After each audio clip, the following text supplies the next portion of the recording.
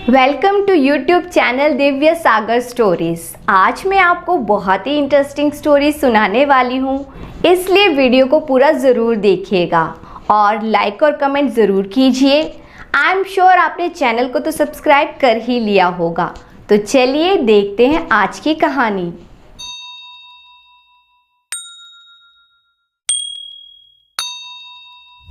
एक समय की बात है, कौशल राज्य पर राजा महेंद्र राज करता था।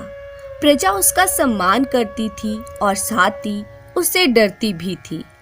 राजा की सबसे बड़ी कमजोरी थी उनकी पत्नी मयूरी।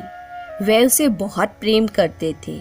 उसके बिना एक भी पल रहना राजा महेंद्र के लिए मुश्किल था।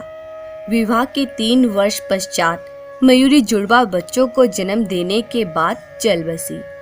राजा पूरी तरह से टूट गया। वे अपनी पत्नी के बिना अब कैसे रह पाएगा। वे आग बबूला हो उठा। इस जुड़वा औलाद ने मुझसे मेरी पत्नी को छीन लिया। मैं इनकी मनहूस शक्लें भी नहीं देखना चाहता। ले जाओ इन्हें यहाँ से। इन्हें इनकी नानी के पास छोड़ आओ। राजा ने अपने प्रधानमंत्री हरिराम को निर्देश दे दिए। लेकिन महाराज, हरिराम ने कारण जानना चाहा।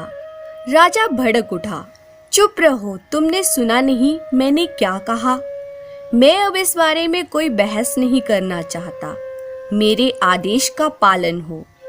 हरिराम हकलाता हुआ बोला, जी महाराज, जो आज्ञा महाराज।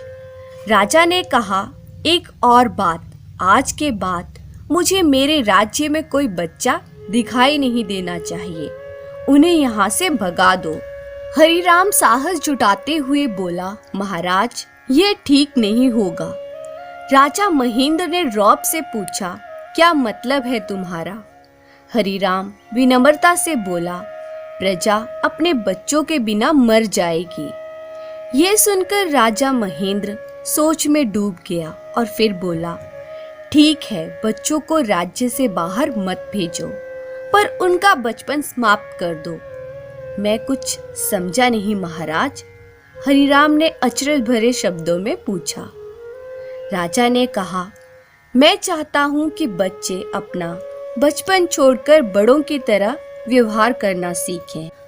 आज से सब बच्चों का उछल कूद करना, खेलना और खिलखिलाना सब बंद। पर क्यों महाराज? मैं नहीं चाहता कि कोई भी बच्चा मुझे मेरी जुड़वा औलाद की याद दिलाए। उनका ध्यान आते ही मेरा खून खौलता है। मुझे मेरी मयूरी की याद आती है। मुझे लगता है कि मेरा सब कुछ लुट चुका है। अपना सिर झुकाकर हरिराम वहीं खड़ा रहा और कुछ नहीं बोला। राजा बोला, पूरे राज्य में यह ऐलान कर दो कि मेरे आदेश का पालन सभी बच्चों को करना होगा। उल्लंघन करने वाले बच्चे को राज्य से सदा के लिए निकाल दिया जाएगा और उसके माता पिता भी दंडित होंगे। अगले ही दिन से आदेश लागू हो। लोगों में मूर्खता भरे इस आदेश को लेकर काफी रोष था, लेकिन वे राजा के सामने इसका विरोध करने से डरते थे। हार कर उन्होंने अपने बच्चों को जीने का नया तरीका सिखाना शुरू कर दिया। लगभग 6 महीनों के बाद बच्चों की किलकारियां सुनाई देना बंद हो गई। पेड़ों पर चढ़ते और पतंगे उड़ाते लड़के और रस्सी कूदती व गुड़ियों से खेलती लड़कियां अब नजर नहीं आती थी। कौशल एक सुंदर राज्य था। तरह तरह के फूल, विभिन्न आकार के आकर्षक पेड़, मीठे फल, कई प्रजातियों के पशु पक्षी इस प्रदेश को प्राकृतिक सौंदर्य से परिपूर्ण राज्य बनाते थे। लेकिन जल्द ही सब कुछ बदलने लगा। पक्षियों ने चहचहाना छोड़ दिया। जिन बुलबुल और पपीहों की कूं-कूं से कौशल राज्य के लोगों की सुबह होती थी, वे शांत होते जा रहे थे। हिरणों का कलोल करना और गाय भैंस के बछड़ों का उछल कूद करना सब समाप्त होता जा रहा था। रसीले आम, सेब और अमरूदों से लदे रहने वाले पेड़ अब उजाड़ दिखते थे। जैसे जैसे समय बीतता जा रहा था, हालात और खराब होते जा रहे थे। वरुण देव भी प्रदेश से नाराज थे, जिस कारण वर्षा नहीं हुई। बिना पानी के फसलें बर्बाद हो गई। किसानों में हाहाकार मचने लगा। एक दिन प्रधानमंत्री हरिराम ने राजा महेंद्र को राज्य की बदहाली के बारे में जानकारी दी। हरिराम की पूरी बात सुनकर राजा ने घोषणा की, हमें देवताओं को शांत करना होगा, अनुष्ठान पूजन का भव्य आयोजन करना होगा। मेरा विश्वास है कि ईश्वर हमारी रक्षा अवश्य करेंगे। 11 दिनों तक प्रजावासियों ने मिलकर पूजा अर्चना की, पर कोई लाभ नहीं हुआ, बल्कि राज्य की स्थिति और भी गंभीर होती चली गई। कुछ दिन बाद एक दिन राजा महेंद्र अपने कक्ष में बैठा था। तभी द्वारपाल ने आकर उन्हें सूचना दी, महाराज, स्वामी ऋषि आनंद जी पधारे हैं। राजा खुशी से बोला, उन्हें तुरंत सम्मान पूर्वक अंदर ले आओ। राजा महेंद्र की पूरी शिक्षा दीक्षा स्वामी ऋषि आनंद के आश्रम में ही हुई थी। 5 वर्ष पहले स्वामी जी हिमालय की कंदराओं में तप करने चले गए थे। उसके बाद किसी को उनकी खबर नहीं थी। कुछ ही देर बाद स्वामी जी ने कक्ष में प्रवेश किया। उनके चेहरे का तेज देखते ही बन रहा था। राजा उनके चरणों में लेट गया। स्वामी जी, आप सही समय पर पधारे हैं, मेरी सहायता कीजिए।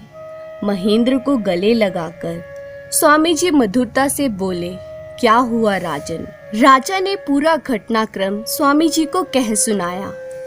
मैंने उस जुड़वा अभिशाप को तो निकाल बाहर कर दिया, लेकिन संकट का यह दुर्भाग्य मेरी धरती से नहीं जा रहा। मैं और मेरी प्रजा त्राही त्राही कर रहे हैं। स्वामी जी ने शांत स्वर में कहा, महेंद्र, तुम उन 2 नन्हे जानों को अभिशाप कह रहे हो।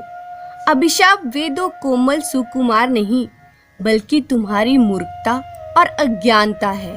अगर बाहर निकालना है तो इन्हें निकालो। राजा बौखला कर बोला, क्या कह रहे हैं आप स्वामी जी? स्वामी जी बोले, क्या तुम्हें अनुमान है कि तुमने कितनी बड़ी भूल की है? सब बच्चों के बचपन को मारकर तुमने स्वयं प्राकृतिक संतुलन को क्षति पहुंचाने का घोर अपराध किया है। राजा हकलाते हुए बोला, मैं कुछ समझ नहीं पा रहा हूँ स्वामी जी। स्वामी जी ने कहा, क्या तुम्हें मालूम है कि ईश्वर का वास कहाँ है? राजा ने उत्तर दिया, ईश्वर का वास ऊपर आकाश में है, हमारे चारों ओर फैले मंदिरों में है। स्वामी जी ने कहा, तुम्हारा दृष्टिकोण सीमित है राजन। ईश्वर सृष्टि के प्रत्येक जीव में बसे हैं। क्या तुम ईश्वर की महिमा का एक जीता जागता उदाहरण देखोगे? राजा बुदबुदाते हुए बोला, जी अवश्य स्वामी जी। स्वामी जी राजा महेंद्र को महल के झरोखे में ले गए। उन्होंने बगीचे की ओर इशारा किया। राजा ने देखा कि वहाँ 2 बच्चे खेल रहे हैं। उनकी आयु लगभग 3 वर्ष होगी। वे दोनों मिलकर तितली पकड़ रहे थे। कभी वे आपस में टकरा रहे थे तो कभी घास पर गिर रहे थे। उठने में एक दूसरे की मदद करते और फिर से वे तितली के पीछे दौड़ने लग जाते थे। हंसते खेलते उन दोनों बच्चों की किलकारियों का शोर पूरे बगीचे में गूंज रहा था। राजा वहीं आश्चर्यचकित खड़ा देख रहा था।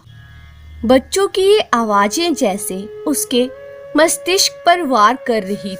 स्वामी ऋषि आनंद ने राजा को समझाना शुरू किया, महेंद्र, बच्चों में भगवान बसते हैं। वे स्वयं पवित्रता, सत्यता, प्रेम और आनंद की अभिव्यक्ति हैं। कभी ध्यान से किसी बालक का अवलोकन करो, तुम्हें उनमें कभी छल कपट दिखाई नहीं देगा।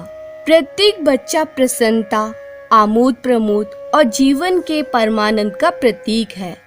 बच्चों के बचपन को समाप्त कर तुमने स्वयं ईश्वर की उपस्थिति का बहिष्कार किया है, और जब ईश्वर ही चले गए तो क्या माँ प्रकृति यहाँ रह पाएंगी?